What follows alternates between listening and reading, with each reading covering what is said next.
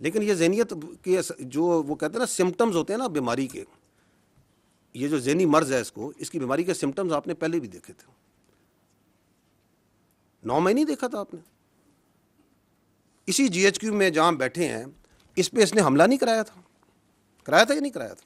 तो जो अपनी फ़ौज पे हमला करा सकता है, जो शहीदों की जो यादगारें हैं उनको आग लगवा सकता है, जो पाक फ़ज़ाइया का 1965 की जो निशानी है, जिसने दांत खट्टे किए थे हिंदुस्तान की फ़ज़ाइया के, उस निशानी को आग लगवा सकता है, जो पाकिस्तान की जो फ़ख्र है, जो चागी का हमारी निशानी है, उसको आग लगवा सकता है, तो उसे गद्दार कहने में क्या प्रॉब्लम है? There is absolutely no problem.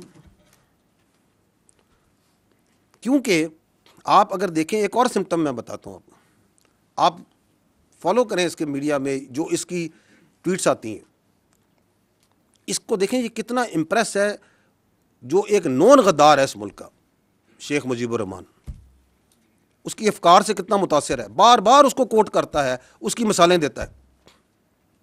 उसको क्या प्रॉब्लम है कि वो ये कहे कि जो फौज के साथ बैठ के कोई वर्कशॉप में बैठेगा वो गद्दार है? He has absolutely no problem because that is what he believes।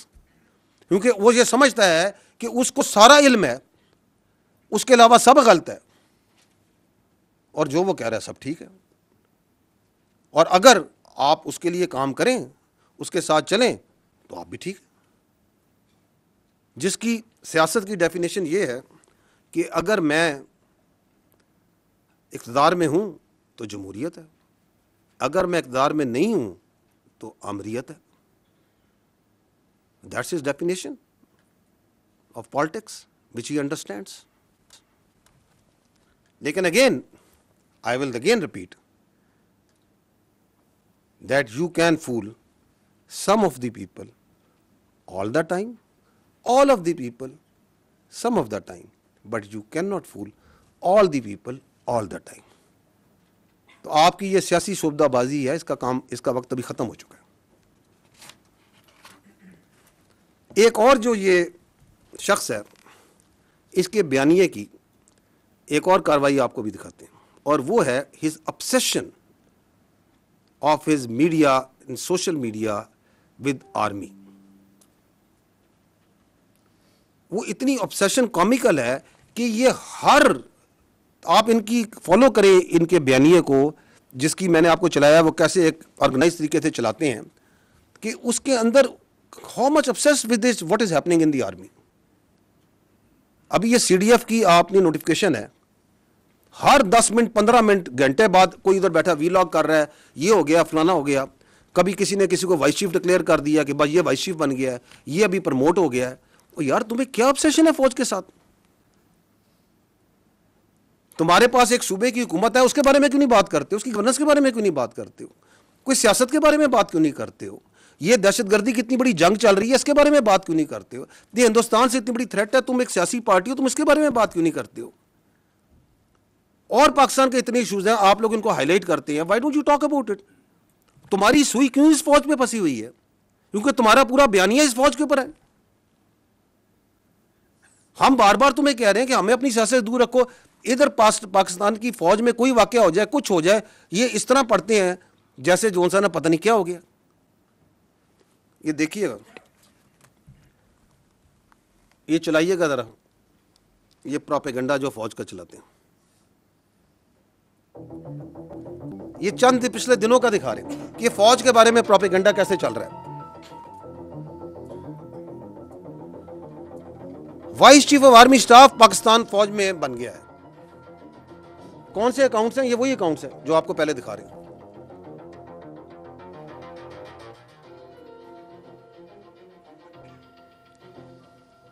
यानी कि एक जनरल ऑफिसर को लेंगे, उसकी तस्वीर लेंगे, उनकी तस्वीर लेके अपना एक बयानिया बनाना झूठा शुरू कर देंगे। इस पर टिकटॉकें बन रही हैं, फेसबुक हो रहे हैं, वीलॉग किए जा रहे हैं। अब ये CDF की नोटिफिकेशन के ऊपर तो एक सैलाब था झूठ का और प्रोपेगेंडे का जो इन्होंने शुरू किया हुआ है। ये आजादी इज़हार राय है, दिस इज पॉलिटिकल एसोसिएशन और फ्रीडम ऑफ पॉलिटिक्स है। ये क्या है?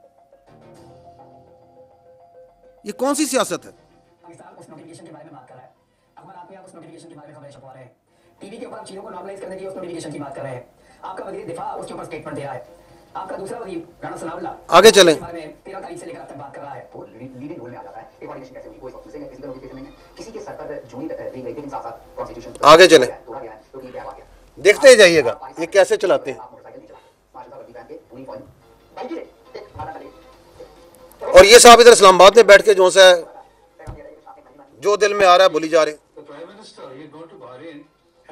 और अब उसी चीज को इंडियन इन्फ्लुएंसर इंडियन मीडिया पे कर रहे हैं। So he is deliberately staying out of this because he clearly doesn't want to issue the notification. ये कौन सा बयानिया है जो मैंने आपको कहा ना कि ये अब नेशनल सिक्योरिटी इशू बन चुका है। Given to understand a few days back that everything was in place, the notification is about to come out that he's taken over as a CDF, which is their CDS equivalent, but now we hear it's not formal.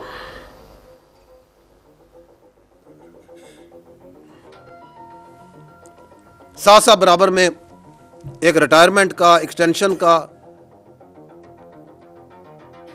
ओ यार please grow up, कोई असल issues पे बात करें, कोई चीजों को बात करें जो लोगों को मैटर करती है। झूठ ले लेके फौज की एक खबर को लेके ये अफसर उधर चला गया, ये इधर आ गया, वो इधर प्रमोट हो गया, इसने इधर प्रमोट कर दिया। आगे चलें, I don't want to see his face. आगे चलें, निकले आगे इनसे।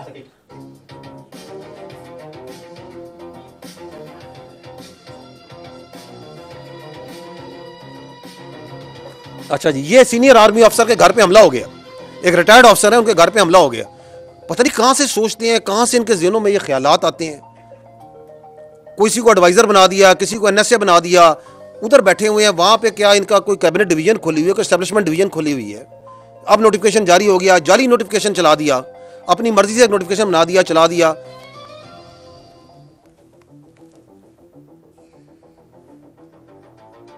जी, किसी का दिल चाह तो किसी को एडवाइजर बना दिया, फलाना ये सोच रहा है, ये सोच रहा है, और तुम उधर बैठे हुए हो, तुम्हें कुछ पता है।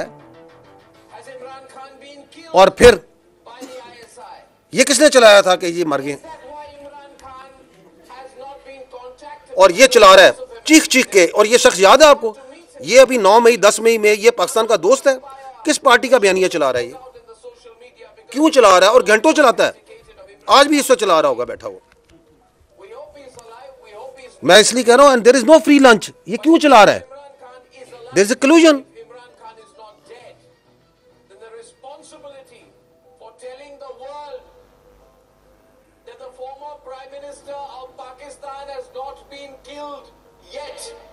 By another army general, this time Mullah Munir.